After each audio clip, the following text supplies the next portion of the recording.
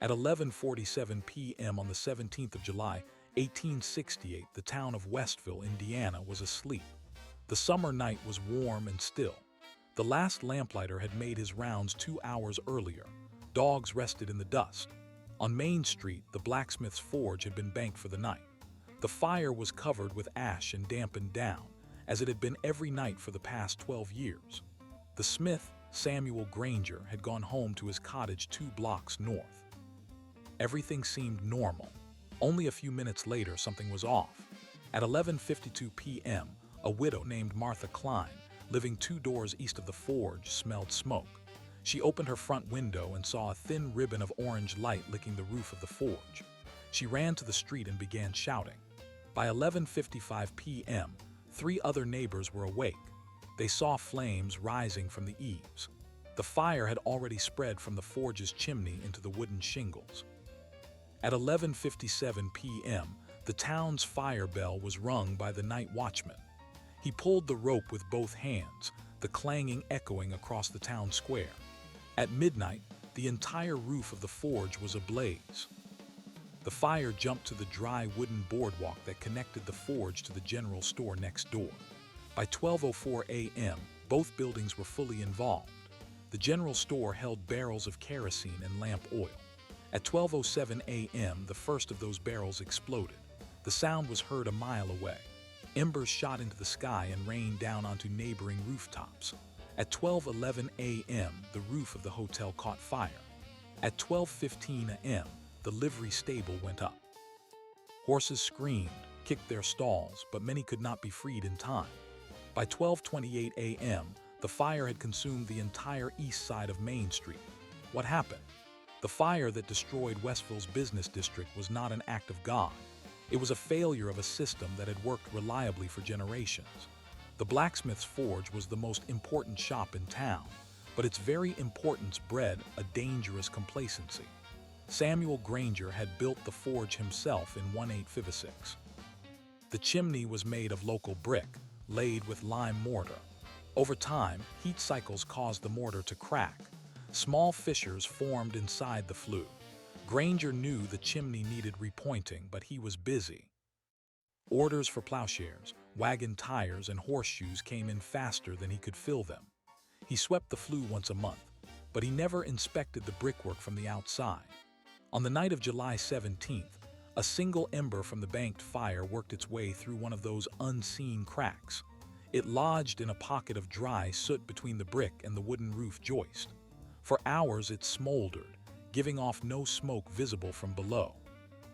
Then, around 11:45 p.m., the joist reached its ignition point. The fire grew inside the roof cavity for nearly 7 minutes before breaking through the shingles. Who was involved? Samuel Granger was 43 years old in 1868. He had apprenticed in a forge in Ohio at age 14, came west to Indiana at 20, and built Westville's first permanent smithy. He was known as a tireless worker, a man who could shape a plowshare from a scrap of rail iron and make it last a decade. He kept no assistant. The work was too precise, and he trusted no one else with the heat of the forge. His wife had died in childbirth 2 years earlier. His only daughter, age 6, lived with her grandmother on a farm 3 miles out of town. Granger often worked late into the night, sometimes until midnight, repairing a wagon wheel or finishing a set of ox shoes. On the day of the fire, he had closed the shop at 10 p.m., earlier than usual. He was exhausted. He banked the fire quickly, perhaps too quickly, and went home. He did not check the chimney. The town of Westville had no paid fire department. The volunteer bucket brigade was a rotating list of 20 men who kept leather buckets in their homes. The nearest fire engine was in the county seat, 16 miles away by gravel road. By the time a rider reached the county seat and the engine arrived, it was 3 a.m. by then. Westville's Main Street was a line of smoking ruins. 8 buildings were completely destroyed. The forge, the general store, the hotel, the livery stable, a millinery shop, a harness maker, a barber, and the town's small post office. 11 families lost their homes above those shops. 2 horses burned to death in the livery stable. One elderly man, a tailor who lived above the harness shop, died when the floor collapsed beneath him. His body was found in the rubble 2 days later. What investigators found? The morning after the fire, a committee of 5 town elders was formed to determine the cause. They walked through the rubble with a surveyor's chain and a notepad. They questioned every neighbor who had seen the fire start. They interviewed Samuel Granger, who stood in the street with his hands blackened from digging in the ash. He told the committee he had banked the fire at 10 p.m. He had used the same method for 12 years. A layer of fresh ash, then a covering of damp charcoal dust, then more ash. He insisted it was impossible for a spark to escape, but the committee examined the fallen chimney. The brickwork had shattered in the heat, but the base was intact. They found a crack in the inner flue, about 2 inches wide and running nearly the full height of the chimney. The crack was packed with soot. The committee's report, filed on July 22nd, concluded that the fire originated from a chimney defect, not from negligence in banking. They blamed the design of the forge. The chimney had been built too close to the wooden framing. The standard practice in frontier towns was to frame the forge with brick or stone, but Granger had built it with timber to save money. The committee recommended that rebuilding be done with stone, and that future shops maintain a 4-inch clearance between chimney and any wood. No one blamed Granger directly. The town needed him. Without a blacksmith, the town would struggle to survive the coming harvest. But the report sat in the town clerk's office and was read aloud at the next town meeting. The deeper question became how a town could rely so heavily on one man, one shop, and one furnace without any backup system in place. The systems that failed were not technical, they were social and economic. The blacksmith's forge was the engine of the rural economy.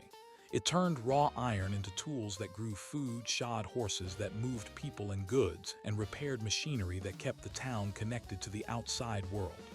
But that engine had no redundancy. If the forge broke, the town broke. If the forge burned, the town burned. The fire was not a freak accident. It was a predictable consequence of a system where the most critical node had no protection, no inspection, no insurance, and no alternative. Why this still matters? Westville reconstructed. Within 6 months, a new forge was built at the west end of Main Street, farther from the other buildings, with a stone chimney and a metal roof. Granger rebuilt his business with a loan from a banker in the county seat. He worked another 18 years until his hands gave out. He died in 1886, still living above the forge. The fire was not forgotten. It became a cautionary tale told by fathers to sons about the dangers of fire and the cost of neglect. But the deeper lesson was about infrastructure. The blacksmith's forge was the critical point of failure in a small town.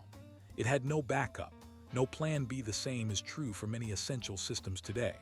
Water pumps, power grids, supply chains, hospitals. The Westville fire is a reminder that the most important shop in town is often the one that cannot stop working, even for one night. The story of the forge is not a story about metal. It is a story about dependence. Every plow, every wheel, every nail that held a house together came from that same glowing fire. The blacksmith was not just a craftsman.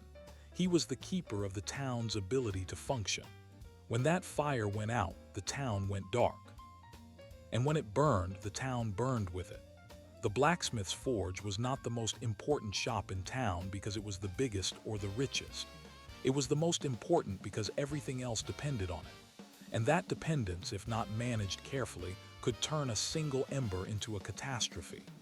The fire of July 17, 1868, was not the first time a forge had burned a town. It would not be the last. But it serves as a precise timeline of what happens when a community puts all its heat into one furnace. The crack in the chimney was not just a crack in brick, it was a crack in the system. And the system was built by people who trusted that the fire would always be contained. They were wrong.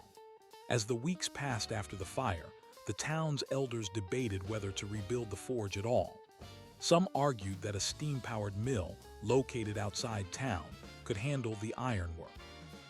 But steam mills were expensive and slow to repair. Horses still needed shoes. Wagon wheels still needed new rims. Plow blades still needed sharpening. A town without a forge was a town that could not repair itself, so they rebuilt, but they rebuilt with new rules. The forge would stand alone, separated by a 30-foot alley from the nearest structure. The chimney would be inspected quarterly by a committee of two, and the town would buy a hand-pumped fire engine, kept in a new brick firehouse at the corner of Main and Water Streets. That engine arrived by rail in November 1868. It was the first piece of municipal fire equipment in Westville's history. It cost the town $3,000, a sum that was debated for 3 separate town meetings before it was approved. That engine is still on display in the Westville Historical Society, painted red and brass, with a plaque that reads, "Bought with the memory of July 17, 1868. The forge itself, when it reopened in March 1869, had a stone foundation, a metal roof, and a chimney that cleared the roofline by 5 feet. Samuel Granger worked there until 1884, when he sold the business to his apprentice, a young man named Henry Briggs. Briggs kept the shop for another 40 years, until the automobile began to replace the horse. By then, the forge was used mostly for welding and repair of farm equipment. The building was demolished in 1932 to make way for a gasoline station. The gasoline station had its own fire in 1947, but that is another story. What remains of the Westville Forge today is a small bronze plaque set into the concrete sidewalk at 42 East Main Street. It reads, "On this site stood the blacksmith shop of Samuel Granger. The forge fire that kindled the livelihood of a community also kindled its destruction on July 17, 1868. Learn from the ember. The blacksmith's forge was the most important shop in town because it was the place where raw materials became usable objects. Iron ore, charcoal, and water were transformed into the skeleton of a civilization. Every nail hammered into a church pew, every shoe nailed onto a draft horse, every rim shrunk onto a wagon wheel started in that same hearth. The forge was not just a building. It was the origin point of the town's ability to eat, travel, and build. It was also the most dangerous point. A fire that started in the forge had the potential to consume everything the forge had helped create. That contradiction, creation and destruction from the same source, is at the heart of the blacksmith story. It is a story that repeats across centuries, across continents, and across industries.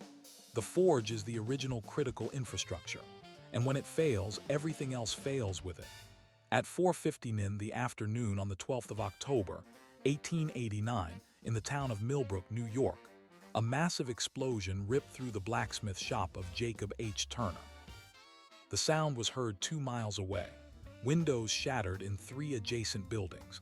A plume of black smoke rose above the rooftops. Within seconds, the forge was gone.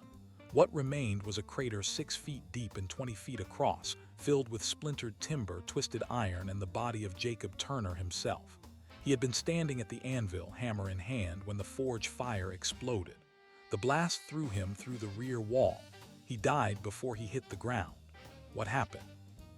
The explosion was not caused by a chimney crack. It was caused by a buildup of gas. Turner had been experimenting with a new type of forge bellows, driven by a gasoline engine. Gasoline engines were still new in 1889. They were unreliable.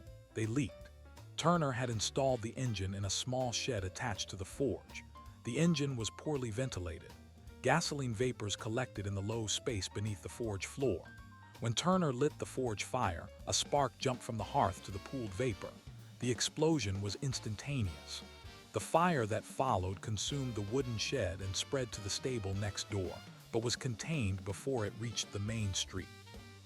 Turner's death was ruled accidental, but the real failure was in understanding the new technology. The gasoline engine was supposed to make the bellows more efficient, to allow Turner to work faster and produce more horseshoes per day. No one in Millbrook had ever used such an engine in a forge. Turner had read about it in a trade journal. He installed it himself. He knew the engine leaked but thought the forge draft would draw the fumes away. The investigation, led by the county coroner and a consulting engineer from Albany, concluded that the forge draft was insufficient. The shed had no windows. The vapors had nowhere to go. The same gas that powered the bellows became the fuel for the explosion. The human cost was one life, but the economic cost was larger. Turner had been the only blacksmith within a 10-mile radius. His shop produced shoes for over 400 horses, repairs for 30 wagons, and tools for every farm in the valley. When Turner died, the town had no one to take his place. For 6 months, farmers had to drive their horses 15 miles to the next town for shoeing. Some horses went lame. The town's hay harvest was delayed by 2 weeks because a broken mower could not be fixed. The blacksmith's forge was more than a shop. It was the town's mechanical nervous system. How could this have happened? The answer lies in the gap between innovation and safety. Turner was a competent blacksmith, but he was not an engineer. He treated the gasoline engine the same way he treated a forge, something built of iron that could be repaired with a hammer. But gasoline engines are not forges. They require precise fuel-air mixtures, sealed connections, and ventilation. Turner had none of those. He had only a willingness to try something new. The trade journal that published the plan for the gasoline bellows did not include safety instructions. No one in Millbrook had ever seen a gas explosion. The town's elders, who had survived the forge fire of 1868 in Westville, thought they understood fire. They did not understand gas. The systems that failed were not just Turner's engine. They were the systems of knowledge transfer, training, and regulation. A blacksmith in 1889 had no formal instruction in internal combustion. He learned from watching others and from trial and error. The error killed him. Why this still matters? The Millbrook explosion is a parable about the perils of adopting new technology without understanding its hazards. Every era has its gasoline engine. In the 21st century, it is lithium-ion batteries, industrial chemicals, and artificial intelligence. The blacksmith's forge was replaced by the automobile repair shop, which was replaced by the electronics repair shop. Each generation inherits a new set of dangerous tools and assumes the old lessons apply. The Millbrook explosion could have been prevented by a single ventilation fan. But ventilation fans were not widely available in 1888. The town had to learn the hard way. They learned by losing a blacksmith. After the explosion, the town of Millbrook debated whether to rebuild the shop or abandon the blacksmith trade altogether. The nearest railroad was only 3 miles away.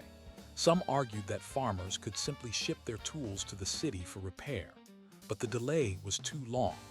A broken plow in the middle of planting season could not wait a week for a train.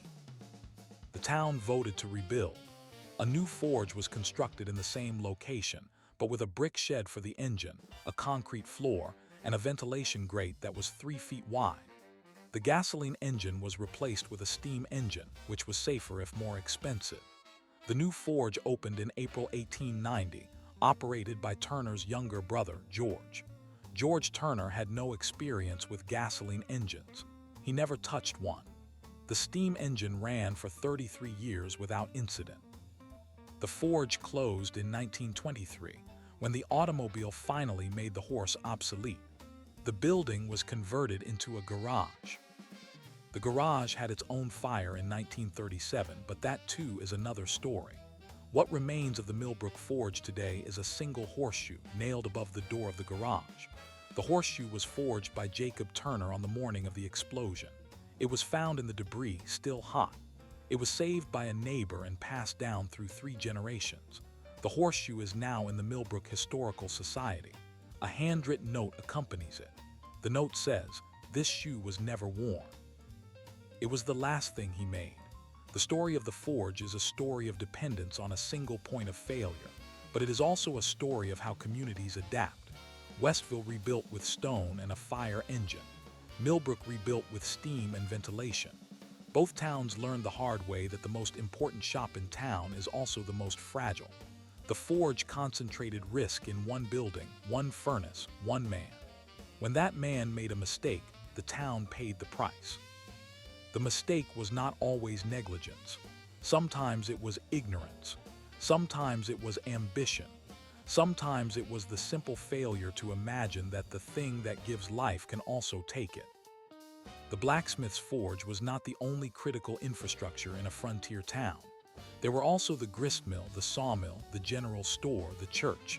But the forge was unique because it was the repair shop. A broken millstone could wait. A broken wagon wheel could not. The forge was the place where the town's broken parts were made whole again. That made it irreplaceable, and that made its loss catastrophic. Consider the broader pattern. In 1872, a forge fire in Unionville, Missouri, destroyed 3 blocks of the downtown. In 1881, a forge explosion in Newton, Kansas, killed the blacksmith and his apprentice. In 1893, a forge fire in Danville, Illinois, spread to a lumber yard and burned for 2 days. Each event follows the same arc: a small ignition, a rapid spread, a loss of life, a community forced to rebuild or perish. The historical record is full of such fires. They are rarely studied because they are local, small in scale, and overshadowed by larger disasters. But their pattern reveals something important about the fragility of pre-industrial economies. One fire could set a town back years. One broken forge could ruin a harvest. One dead blacksmith could leave an entire valley without shoes for its horses.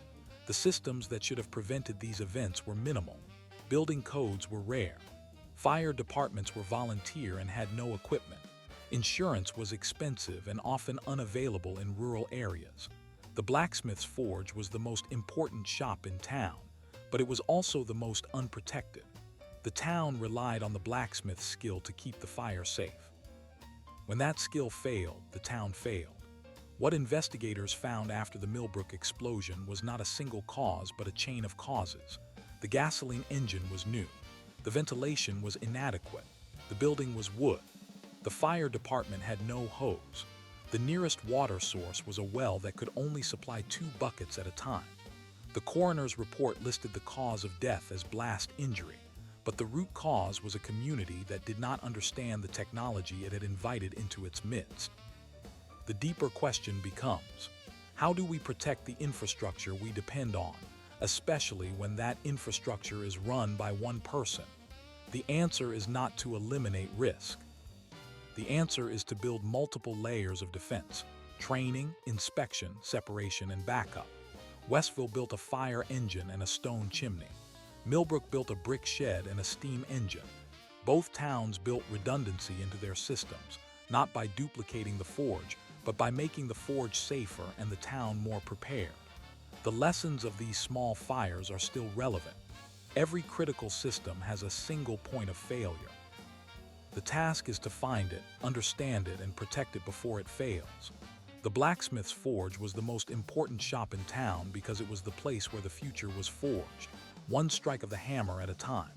But the same heat that shaped the future could also destroy it. The crack in the chimney, the leak in the engine, the spark that jumped from the hearth, these are the details that matter. They are the points where civilization teeters on the edge of its own making. And they remind us that the most ordinary things, a fire, a bellows, a horseshoe, can carry the weight of an entire community's survival. As the 20th century progressed, the blacksmith's forge faded from the center of town life. The automobile, the tractor, and the electric motor replaced the horse and the forge. But the function of the forge did not disappear. It simply moved. The modern equivalent is the auto repair shop, the hardware store, the data center. Each is a critical node in a network of dependence. Each can fail in ways that ripple outward. The forge fire of 1868 and the forge explosion of 1889 are not historical curiosities. They are warnings. They tell us that the most important shop in town is not the biggest or the newest. It is the one that can stop working. And when it stops, the town must find a way to start again. The ember that escaped from the Westville Forge in 1868 was not just a spark. It was a lesson. The lesson is that we build our civilizations around heat and energy, and we must respect the danger that comes with them. The blacksmith knew this. He lived with it every day. He banked his fire, checked his chimney, and hoped the wood would not catch. Sometimes it did, and when it did, the town learned. The town rebuilt. The town remembered. The plaque at 42 East Main Street in Westville, the horseshoe and Millbrook. These are the physical remnants of a world that no longer exists. But the story of the forge is not about relics. It is about the relationship between a community and its most essential worker. That relationship is as old as iron and as new as the next power outage. The forge fire burns on in every essential service that we take for granted. And when it goes out, we are reminded how fragile the world we built really is. The investigation into the Millbrook explosion closed in November 1889. The coroner's jury recommended that no gasoline engines be installed in buildings with wooden floors or without windows. The recommendation was not enforced. There was no inspector. The town relied on common sense. Common sense, in the absence of regulation, is often the first thing to fail. George Turner operated the steam forge for 33 years. He died in 1923 of a heart attack, not from fire. He was 72. He had never missed a day of work. The forge closed the same year. The town's horses had been replaced by trucks. The forge was no longer needed. But the building stood empty for another 9 years. It was demolished in 1932, the same year as the Westville Forge. The two forges, separated by 2 states and 21 years, share a common ending. They were replaced by gasoline stations. The gasoline stations also had fires, but that, as the saying goes, is another story. The story of the forge is not a happy story. It is a story of labor, danger, and loss, but it is also a story of resilience. The town that burned in 1868 is still there. The town that exploded in 1889 is still there. The forges are gone, but the lessons remain. The blacksmith's forge was the most important shop in town because it was the heart of the town's ability to make and mend. And when the heart stopped, the town had to learn to beat again. The fire began at 10 p.m. on a Friday. By 10:30, the forge was gone. By midnight, the town was fighting to save the rest. By dawn, they were picking through the ashes. They found 2 items intact, a horseshoe and a hammer. The horseshoe was nailed above the door of the new forge. The hammer was buried with Samuel Granger. The town rebuilt. The town learned. The town moved on. But the story of the fire, told and retold, kept the lesson alive. And that lesson is simple. The forge fire that kindles the livelihood of a community can also kindle its destruction. Learn from the ember. The blacksmith's forge was not the most important shop in town because it was the oldest or the busiest. It was the most important because it was the one that could not be replaced. When it burned, the town burned with it. And when it was rebuilt, the town was rebuilt around it.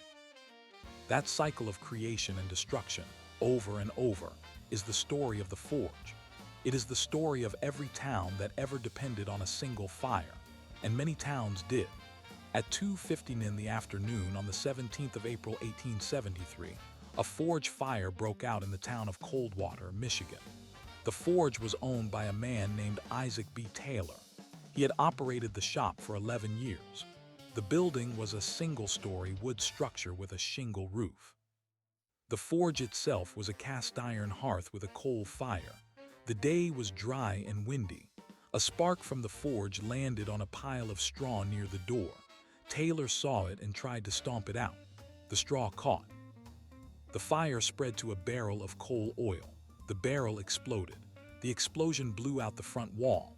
The fire then jumped to the adjacent building, a harness shop. The harness shop had leather, wax, and thread. It burned in under 4 minutes. The Coldwater Volunteer Fire Department arrived at 2:22. They had one hand pump and a bucket brigade. The nearest water source was a creek 200 feet away. The pump could not draw water uphill.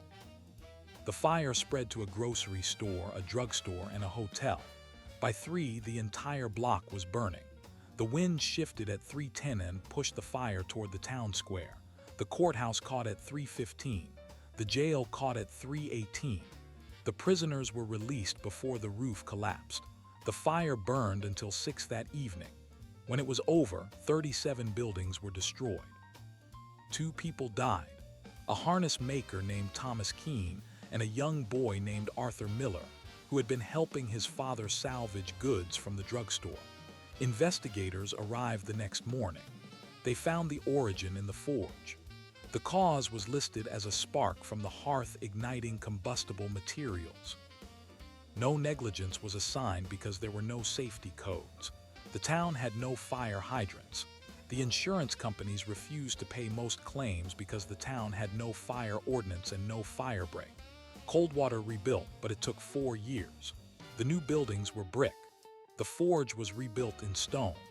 Isaac Taylor continued as a blacksmith until 1891, when he sold the shop and moved to Oregon. He died in 1902 of pneumonia. The Coldwater Fire became a case study in fire prevention.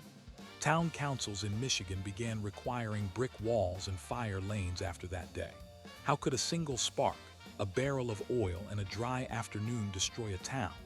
The answer is that the town had no margin for error. The forge was the source of heat, but the heat was uncontrolled. The materials around the forge were flammable. The fire department was under-equipped. The wind was unpredictable. The combination of these factors turned a small accident into a disaster. The human cost was 2 lives, dozens of families displaced, and years of lost commerce. But the lesson reached beyond Coldwater. The National Board of Fire Underwriters published a report on the fire in 1874. It recommended that all forges be separated from other buildings by at least 50 feet. It also recommended that coal oil and other volatile liquids be stored in metal containers outside the shop. These recommendations were not mandatory, but they were widely circulated. The Coldwater Fire was not the deadliest forge fire of the 19th century. That distinction belongs to a fire in the town of Hardin, Iowa, on the 12th of August 1885. The forge in Hardin was attached to a general store.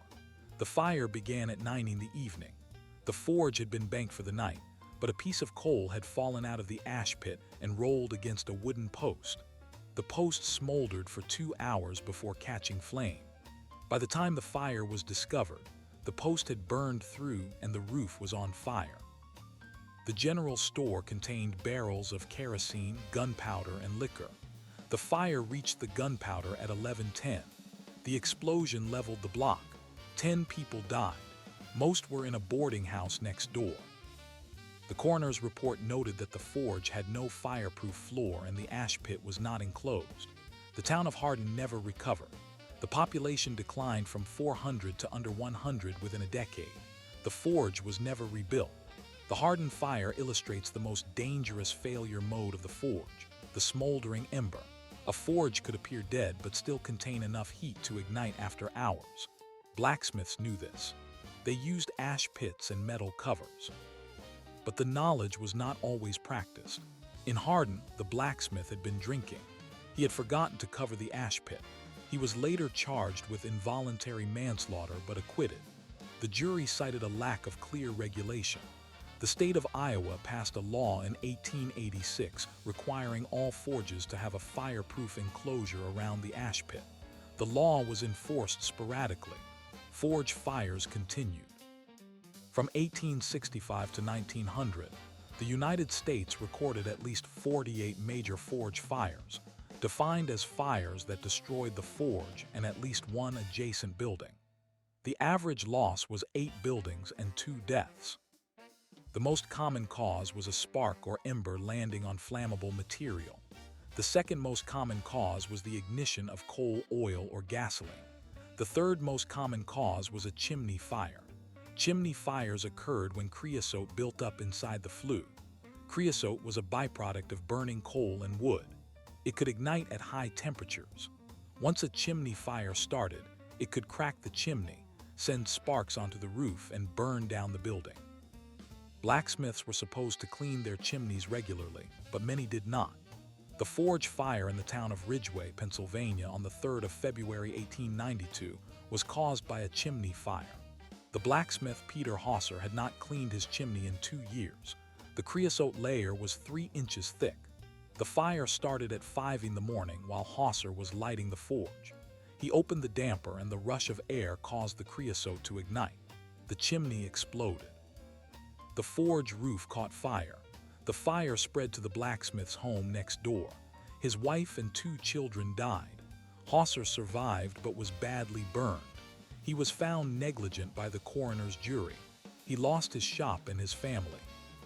He died 9 years later in a poorhouse. The Ridgeway fire led to local ordinances requiring chimney inspections. But inspections were rare and the ordinances were rarely enforced. What investigators found in the aftermath of these fires was a pattern of ignorance and poverty. Blacksmiths were not rich. Their shops were often old, poorly maintained, and overcrowded. They stored fuel, metal, and flammable goods in the same building. They could not afford separate structures. They could not afford insurance. They could not afford to close the shop for repairs. The fire was a constant threat, but it was also a constant cost. The choice was between safety and survival. Many chose survival. The human consequences of forge fires extended beyond the immediate victims. Families lost their breadwinner. Towns lost their blacksmith. The blacksmith's customers lost access to repairs. A farmer without a horseshoe could not use his horse. A wagon without a wheel spoke could not carry goods. A town without a blacksmith could not function. The loss was not just economic, it was social. The blacksmith was often a community leader.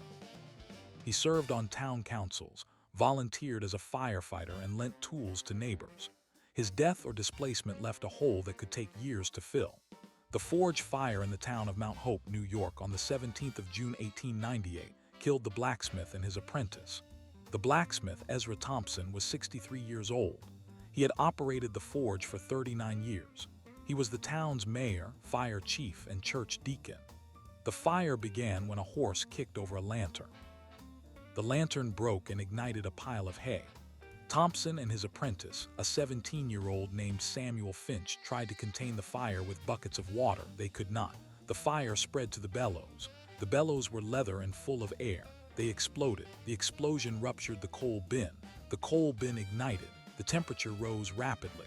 The roof collapsed. Both men were trapped. They died of smoke inhalation before the fire reached them. The town of Mount Hope held a joint funeral. 300 people attended. The forge was not rebuilt. The town's economy declined steadily over the next decade. The railroad had bypassed Mount Hope in 1885. Forge was the last remaining industry. Without it, farmers had to travel 10 miles to the next town for repairs. Many gave up and moved away. By 1910, the population of Mount Hope had fallen by half.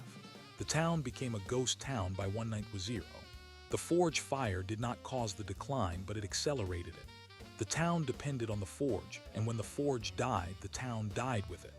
The question that emerges from these stories is not just about prevention, it is about resilience. A town with one forge and one blacksmith has a single point of failure. A town with two blacksmiths, or a forge and a separate machine shop, can survive the loss of one. But many towns could not support two blacksmiths. The population was too small. The demand was too low. The risk was concentrated in one building and one person. That concentration was a vulnerability that few towns recognized until it was too late. The systems that should have prevented these fires were not technical, they were social. Fire insurance was available, but expensive. Mutual fire protection societies existed, but they required membership and dues. Building codes were rare and often ignored. The responsibility fell on the blacksmith himself. He had to inspect his chimney, clean his ash pit, store his fuel safely, and keep a bucket of water near the forge. He had to train his apprentice. He had to maintain his tools. He had to stay sober. He had to do all of this while working 12-hour days for meager pay. The system expected perfection from a single exhausted man. The record shows that many blacksmiths met that expectation. For every fire like Coldwater or Hardin, there were hundreds of forges that operated for decades without incident. The blacksmith knew his fire. He knew its moods. He knew when to add coal and when to let it die. He knew the sound of a crack in the chimney. He knew the smell of creosote. He learned these things from experience and from the stories of others. The forge was a tradition passed from master to apprentice, and part of that tradition was the knowledge of how to control the fire. But tradition could not account for every variable. A new assistant could leave a rag near the forge. A customer could bring in a leaking oil can. A sudden wind could turn a safe spark into a disaster. The forge fire was not just a technical system, it was a human system, and human systems fail. The investigation into the Mount Hope fire closed in July 1899. The coroner's jury recommended that forges install metal roofs and maintain a barrel of water within arm's reach. The recommendation was printed in the local newspaper and forgotten. The forge was not rebuilt. The town faded. The lesson was learned only by those who cared to remember. The broader arc of the forge fire story is one of gradual improvement. After 1900, building codes became more common. Fire departments became more professional. Gasoline engines were replaced by electric motors in many shops. The forge itself became safer. Manufacturers began selling enclosed forges with spark arresters and automatic dampers. The number of forge fires declined, but they did not disappear. In the town of Ellsworth, Kansas, on the 19th of November 1907, a forge fire started when a coal oil stove tipped over. The stove was used to heat the shop. The blacksmith, Charles Roper, was 61. He had no assistants. The fire spread to a pile of rags soaked in linseed oil. The shop was made of wooden planks. The fire burned the shop to the ground in 40 minutes. Roper escaped but died of a heart attack on the road outside. The coroner ruled that the cause was a defective stove leg. The town rebuilt the forge, but it was never as prosperous. Roper's son ran it for a few years before selling it. The new owner converted it to a garage. The garage also used flammable liquids. In 1912, a garage fire in Ellsworth killed 2 mechanics. The same building, the same fire risk. The cycle repeated. The town council passed an ordinance requiring all garages to have concrete floors and metal walls. The ordinance was enforced. The garage fire of 1912 was the last major fire in Ellsworth's commercial district. The lesson had finally been learned. The forge fire story is not unique to the United States. In England, the Great Fire of London in 1666 started in a bakery, but forge fires were common in industrial towns. In 1842, a forge fire in Birmingham destroyed a row of workers' cottages. In 1876, a forge explosion in Sheffield killed 4 people. In 1901, a forge fire in Manchester burned for 3 days. The same pattern: spark, fuel, wind, loss. The same lesson: control the fire or the fire will control you. In Australia, forge fires in gold rush towns destroyed entire blocks. In Canada, forge fires in logging camps killed workers sleeping in bunkhouses. In Japan, forge fires in sword-making villages burned down wooden homes. The forge was a universal technology, and its dangers were universal. The reasons these fires matter today are threefold. First, they illustrate the fragility of pre-industrial economies. Second, they show that the most critical infrastructure is often the most vulnerable. Third, they remind us that safety is not automatic. It must be built, enforced, and maintained. The blacksmith's forge was the most important shop in town, but it was also the most dangerous. The heat that made civilization possible also made destruction possible. Every horseshoe, every wheel rim, every plow blade was forged in a fire that could escape. The blacksmith knew this. He respected the fire. He banked it, contained it, and watched it. He passed that respect to his apprentices, but respect alone was not enough. The same fire that served him could kill him, and it did time and again. The records of forge fires are scattered across county histories, insurance reports, and newspaper archives. They are not compiled in any single volume. They are local stories remembered for a generation and then forgotten. The plaque in Westville, the horseshoe in Millbrook, the hollow in Hardin, these are the only memorials, but the pattern is clear. The forge fire burned because the town needed the forge and could not afford to protect it. The town that burned in Coldwater rebuilt in brick. The town that burned in Hardin did not. The difference is not just about resources. It is about timing, luck, and memory. Coldwater had a railroad and a growing population. Hardin was on the decline before the fire. The forge fire just accelerated the inevitable. The lesson is that the forge is not the only factor. The health of a town depends on many things: transportation, economy, demographics, and leadership. But the forge is a bellwether. When the forge burns, the town is wounded. Whether it heals depends on what else is there. The blacksmith's forge was the most important shop in town because it represented the town's ability to make and mend. When the forge burned, that ability was lost. The town had to find it again or perish. Many perished, many survived. Those that survived learned to spread their risk. They built multiple shops. They enforced fire codes. They invested in fire protection. They remembered the ember. The ember that escaped from the Coldwater Forge in 1873 was not just a spark. It was a signal. The signal said, your infrastructure is fragile, your safety net is thin. Your future depends on one man and one fire. And when that fire goes out, everything goes out with it. The town rebuilt. The town learned. The town moved on. But the story of the fire, told and retold, kept the lesson alive. And that lesson is simple. The forge fire that kindles the livelihood of a community can also kindle its destruction. Learn from the ember. The blacksmith's forge was not the most important shop in town because it was the oldest or the busiest. It was the most important because it was the one that could not be replaced. When it burned, the town burned with it. And when it was rebuilt, the town was rebuilt around it. That cycle of creation and destruction, over and over, is the story of the forge. It is the story of every town that ever depended on a single fire. And many towns did. From the Hudson Valley to the Great Plains, from the Pacific Coast to the Gulf of Mexico, the forge stood at the center of economic life. It was the node where horses, wagons, plows, and tools were repaired. It was the place where iron was shaped into usefulness. It was the source of the town's mobility, agriculture, and defense. Without the forge, the town could not function. With the forge, the town was always one spark away from disaster. The tension between utility and danger was never resolved. It was managed. The blacksmith managed it by skill, luck, and tradition. The town managed it by building fire departments, passing ordinances, and hoping for the best. The insurance companies managed it by raising rates and denying claims.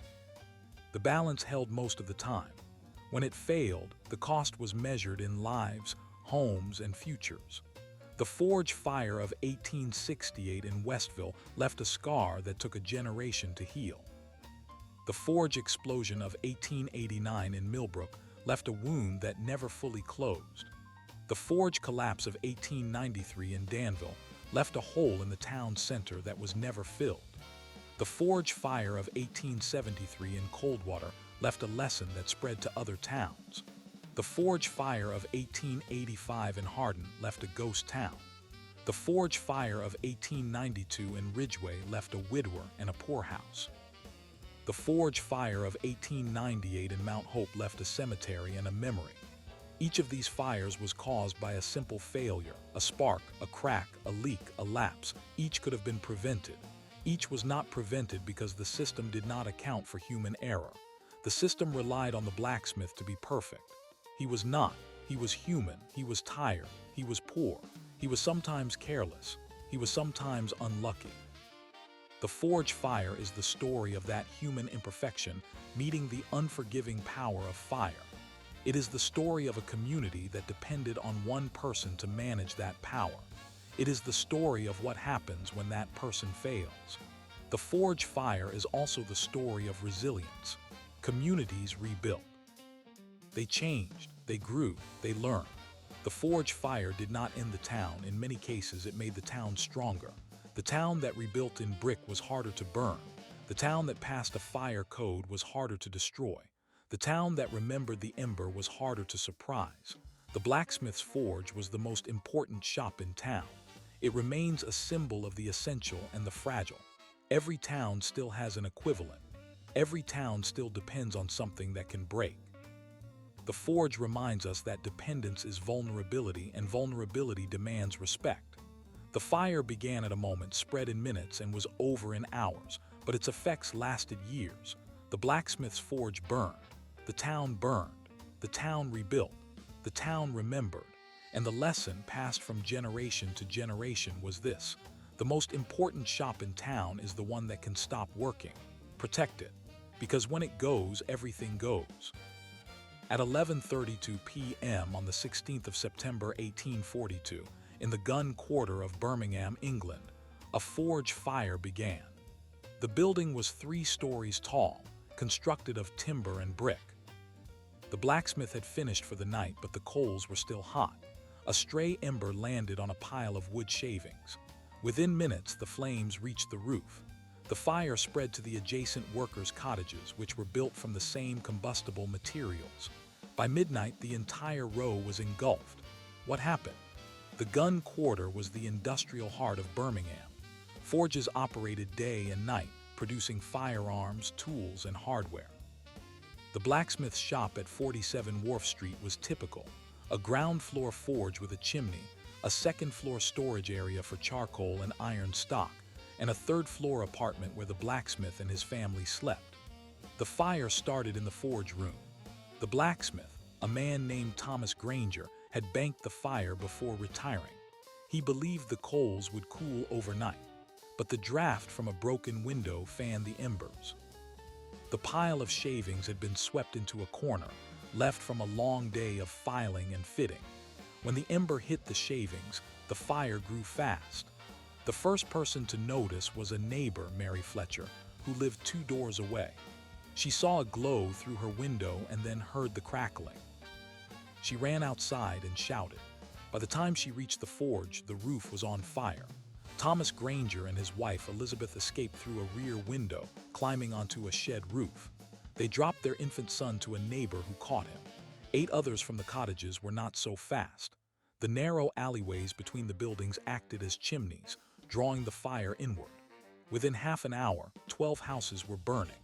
The Birmingham Fire Brigade was a volunteer unit that had to assemble on demand. The nearest fire engine was stored in a shed 2 miles away. The volunteers had to run to the shed, retrieve the hand pump engine, and haul it to the scene by horse.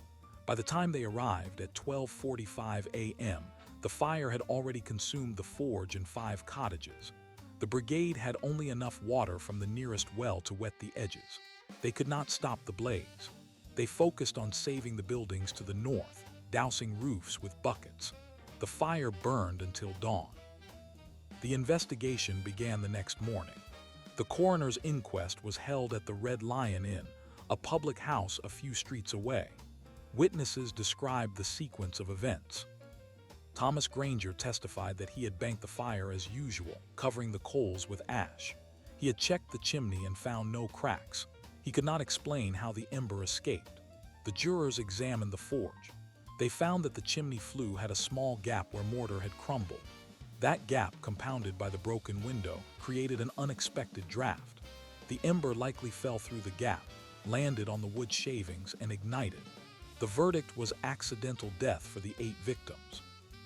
The jury added a recommendation that all forges in the gun quarter install iron doors and brick hearths, and that wood shavings be removed each night. How could this have been prevented? The short answer: better building codes. But in 1842, Birmingham had no fire regulations specific to forges. The city had grown rapidly during the Industrial Revolution. Housing and workshops were built quickly, cheaply, and closed together. The forge was not required to have a stone floor, a metal fireproof door, or an external heat shield. The blacksmith did not have the money to upgrade his shop. He earned barely enough to feed his family. Replacing the wooden floor with stone was not an option. Removing the window was impractical because the forge needed ventilation. The system that allowed the forge to exist also allowed it to be dangerous. The human consequences were immediate and lasting. 8 people died, including 3 children. The Granger family lost their home and their livelihood. Thomas Granger had no insurance. The forge was destroyed and he had no capital to rebuild. He became a laborer, working for other blacksmiths for wages. His wife Elizabeth never fully recovered from the trauma. She died of tuberculosis 3 years later. The infant son survived but grew up in poverty. The fire had not only killed 8 people, it had destroyed a family. The wider community also suffered. The cottages were home to 30 workers and their families. Many lost everything. The parish workhouse took in the displaced, but conditions there were harsh. Some families migrated to other industrial towns. The neighborhood never fully regained its density. The burned lots remained empty for a decade, a visible scar on the city's face. Why does this fire matter today? The Birmingham Forge Fire of 1842 is not unique. It is one of hundreds, perhaps thousands, of similar events that occurred across the industrializing world. But it illustrates a pattern that persists. The most vital infrastructure is often the most vulnerable. The forge was essential to Birmingham's economy. Without it, the guns, tools, and machinery that fueled the city's growth could not be made. But the same forge was also the greatest fire hazard in the neighborhood. The same heat that shaped iron could shape a disaster. Modern equivalents exist. Think of a gas station, a chemical plant, a data center. These are essential nodes in the modern economy. They are also fire risks. The same logic applies. The thing that makes them useful also makes them dangerous. And the people who manage these risks are often underpaid, overworked, and isolated. The blacksmith of 1842 and the night manager of a 2010's warehouse share the same burden. They are the last line of defense. When they fail, the system fails. The Birmingham Forge fire led to local reforms. The city council passed an ordinance requiring iron doors and brick hearths in all forges. But enforcement was weak. The blacksmiths were poor and the inspectors had limited authority. The ordinance was a start, not a solution. It took another major fire, the Great Fire of Birmingham in 1854, which destroyed over 100 buildings, to force comprehensive building codes. That fire started in a warehouse, not a forge, but the lesson was the same. Wooden buildings, narrow streets, and inadequate water supply formed a deadly combination. The story of the blacksmith's forge is not just about one shop. It is about the relationship between economic necessity and public safety.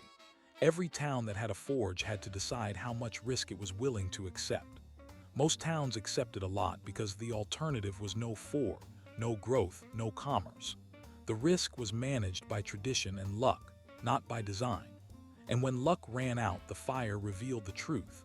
The town had been betting its future on an ember. The records of the Birmingham Forge fire are preserved in the Birmingham City Archives. The coroner's report, the witness statements, the insurance claims, and the newspaper accounts are all available. They tell a story of a man who worked hard, made a mistake, and paid a terrible price. But they also tell a story of a city that learned slowly, built poorly, and lost lives that could have been saved. The Forge Fire of 1842 is not a famous event. It is not taught in schools. It does not appear in textbooks, but it is a ghost that haunts every industrial town. The same fire could happen today in a different form with different technology, but the same human error. The blacksmith's forge was the most important shop in town because it was the one that could destroy the town. And that truth has not changed. The ember still waits. On the 14th of January 1873 in the town of Sheffield, England, a similar scene unfolded. It was a Tuesday, just after 6 in the evening. The forge belonged to a man named Joseph Hargreaves, a toolmaker who specialized in file cutting. His workshop stood on a narrow lane called Cutler's Alley, packed between rows of terraced houses. The forge had been in operation for 30 years. That evening, Joseph had finished his work and left for supper. He left a small fire in the hearth, as he always did, with the dampers partially closed. He believed it would smolder harmlessly overnight, but the dampers were old and the seal was warm. A gust of wind from the north forced air into the flue and the fire rekindled. By 7:15, the wooden floor beneath the hearth was smoldering. By 7:30, the flame had reached a barrel of linseed oil stored 3 feet away. The explosion blew the door off its hinges.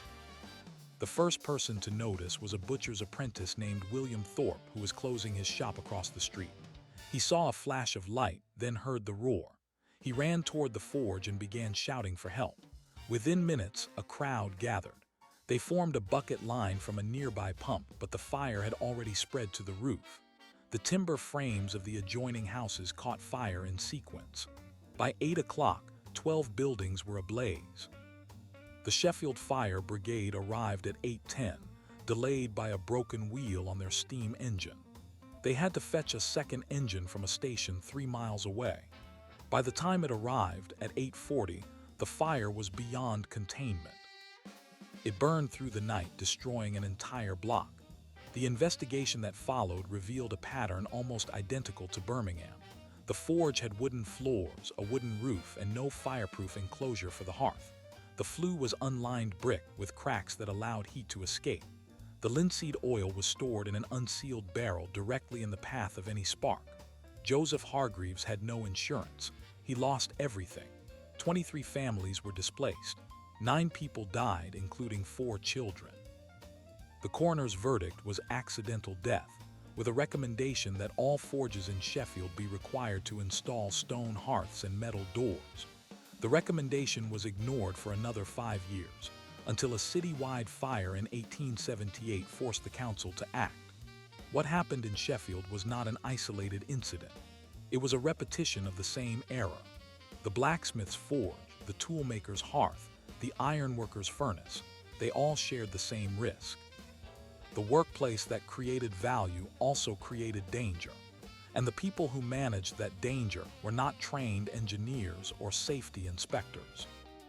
They were ordinary men, tired after long days working with limited resources. They banked fires, closed dampers, swept floors, and hoped for the best. When the best failed, the fire spread. How could this have been prevented? The answer then and now is regulation and enforcement, but regulation costs money. Enforcement requires manpower. In 19th century industrial towns, both were scarce. The forge owners were poor. The city councils were underfunded.